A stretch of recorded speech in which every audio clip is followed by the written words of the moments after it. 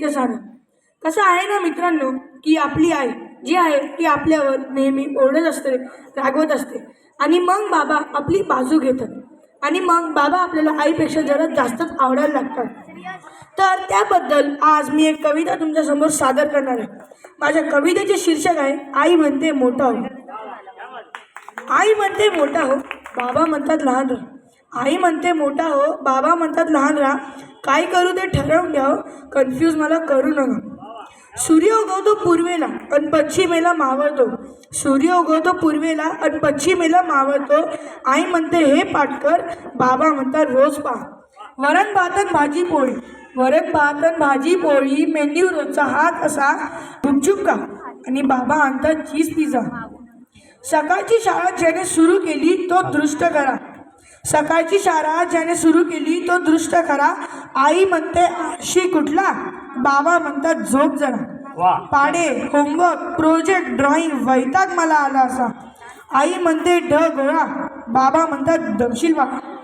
सारखी बोलते सारखी चिडते, आईचा आला कंटाळा. बाबांसारखी का नाही आई, हिंडा फिरा मज्जा करा.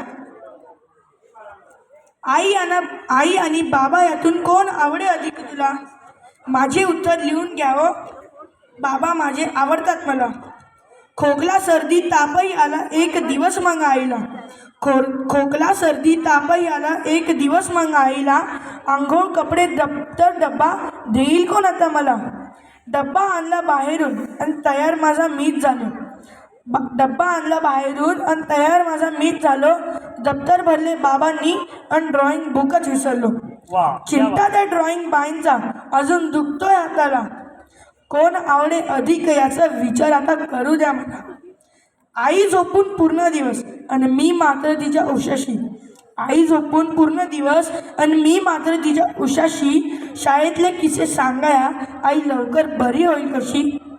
जवळ मला घेऊन म्हणाली लवकर मोठा होशील ना. जवळ मला घेऊन म्हणाली लवकर मोठा होशील ना. त्यावेळीच मी मोठा झालो पटकन बिलगून आईला. खूप छान खूप छान. खरंच सांगतो मी तुम्हाला बाबांनाही सांगू नका.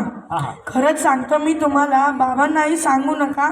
प्रेम माझे बाबांवरती आईचा जरा जास्त राहा, आईचा जरा जास्त राहा. धन्यवाद.